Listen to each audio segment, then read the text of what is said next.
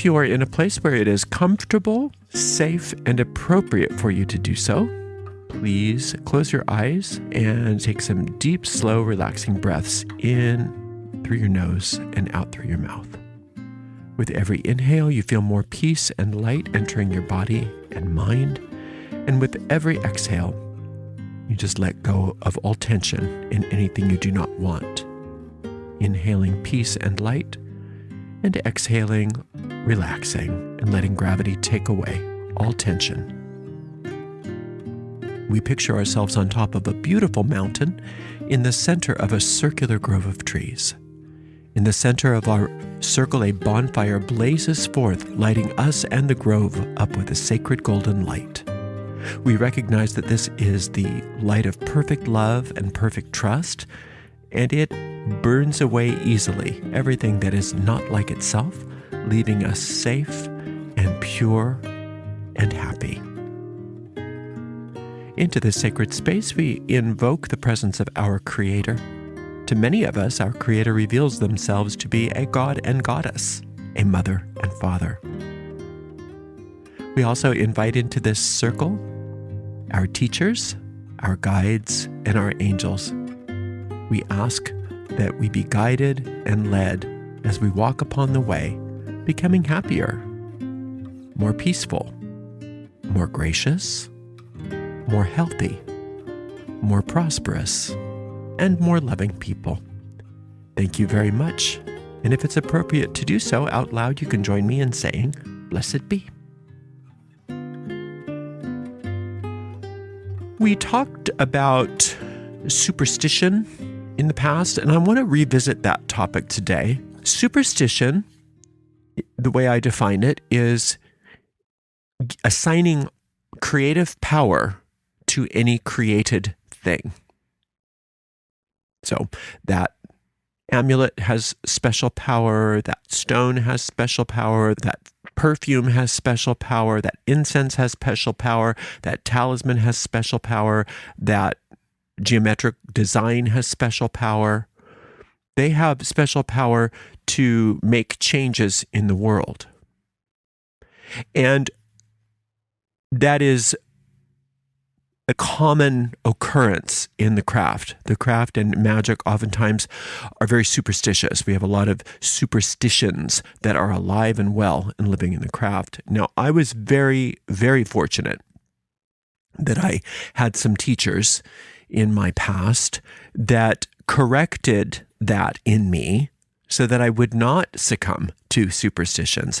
Because the reality is magic and superstition are diametrically opposed. The moment you become superstitious about anything, your magical power has ceased. Now, sometimes you can use a superstitious idea and you can change your mind about something and it will produce some results. But even then, it's not good because you don't understand that it was your mind that created the change. You still believe that it was the trinket or the thing in the world that created the change. And so it's really important to us to understand that we can respect the symbols that we use in our magic. Those symbols that we use, those patterns, those perfumes, those designs, those talismans, all of them are a type of language that we are using to communicate something to our deep mind. That's what all spell materials, all tools are a language that we use to communicate ideas to our deep mind. They're a symbolic language, and many of them have what we call akashic energy, meaning that they've been used again and again and again for certain things. So you can respect those symbols and be true to the symbols and be careful about the kind of symbols that you choose for your spell. So you can be very careful and respectful of those symbols, but still understand what you're doing, not believe that the symbol has special power in and of itself. That rock is just a rock. It's a created thing. It has no creative power to it. There's no creative power. It does not have the power to do anything. Just because you're holding on to that crystal does not mean that the crystal is healing you. Now, there can be akashic energy associated with that crystal, that a lot of people have used it as a symbol for healing, in which case you're joining with the Akashic energy of that crystal and stimulating the healing force within your mind. And so, yes, that crystal can be an extremely helpful aid in focusing your mind, but it's your mind that's involved in the healing, not the crystal by itself. It's what the crystal represents to you, right? So it's very important that we find that balance in magic where we can respect the symbols, that we can be clear on the symbology that we're using, which is one of the reasons why Kabbalah is very helpful as a study, so that we can sort of categorize what all of these symbols are and pick and choose accordingly, so that we are having very clear grammar, if you will, in how we are communicating a thought or building a thought form. But it's the thought that creates the change, not the trinket. Ultimately, you don't need any tool. Ultimately, you do not need any tool whatsoever. Now, usually superstitions are rampant when we are in trouble. So if there's some sort of crisis or emergency, we run to our trinkets. And that's okay, because that can give you a temporary sense of relief. It can give you a temporary sense of safety. So it's okay to do that as a stepping stone. But then it's up to you as a trained magician, as a trained witch, as a trained practitioner of magic, to understand that it's your mind that must be focused in a particular direction, that the trinket in and of itself does nothing more than focus your mind on a particular energetic pattern. It's like the dial on your radio, that you can really tune in to that specific frequency that's necessary to create the result that you need. Now, when you're in a crisis and your first thought is, I got to get my crystal, I've got to get my stone, I got to burn my incense, I got to do whatever I got to do to fix it. It's okay to have a security blanket. It's okay to go for something like that. But then go one step further and recognize it's really not up to me to solve this. It's really not up to me personally to solve this. What I need to do is focus my mind and align my mind to the frequency where that healing has already occurred, or that prosperity has already occurred.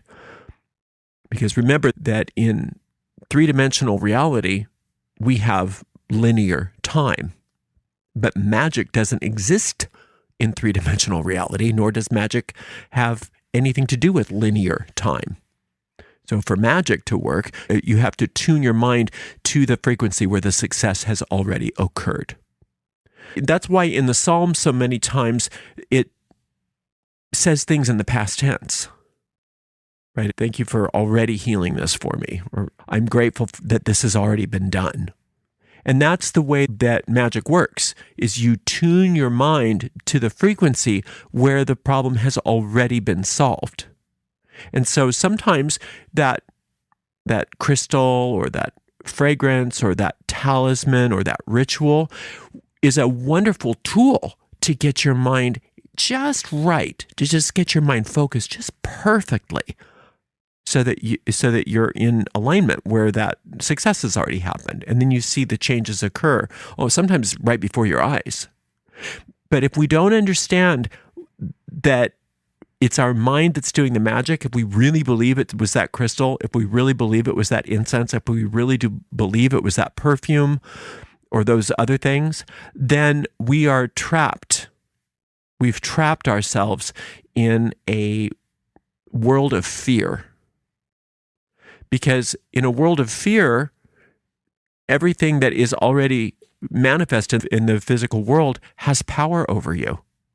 You don't have power over it. It has power over you. That crystal is more powerful than you are.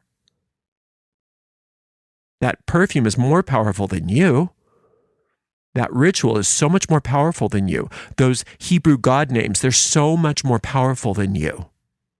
And that's a very fearful world to live in, Because even though maybe you got the change to occur in this particular situation, now you're in a place where I'm nothing. I'm just a nobody. I'm just a powerless leaf that's blowing in the wind. And hopefully, if I get the right crystal, if I get the right Hebrew God name, if I get the right perfume, then maybe I can make it through another crisis. Do you see how that's not powerful? That's not magical at all? And it can be so subtle, the difference, because you can really respect your symbols and be very, very clear about your ritual and be very clear about getting the perfect magical sentence constructed, if you will, or magical paragraphs in your spell, that I've got these 5 herbs in this colored charm bag, anointed with this perfume, done on this day of the week, in this time of day. You know, you can do all of that and make it very powerful for yourself, because you're really communicating something to your deep mind when you go all out like that and you really put forth the effort necessary to cast the spell as appropriately as possible based on your understanding and knowledge of magic. That's very powerful. As long as it's not like, okay, now since I did that, I'm so glad that charm bag is so much more powerful than I am. I'm so glad that I was able to figure out those talismans because they're so much more powerful than I am. Do you see the difference? And I think that sometimes it's more like 80 to 90% of the time we believe that our trinkets are more powerful than we are. And we definitely have the cart in front of the horse. So it's not up to you to solve your situation. It's up to infinite intelligence to solve your situation if you're in a crisis. But you can get your symbols in order so that you are able to get your mind focused properly so that you can tune into that place where the problem has already been solved. That is not superstitious. But if it's up to me to solve my situation, and the way that I do that is by going out into the world and finding the right trinkets, because they're so much more powerful than I am, that's superstitious. And you're never, ever going to feel safe in this world. You're never going to feel powerful. Nothing will ultimately ever work for you magically, because you're always searching for that next powerful thing in the world.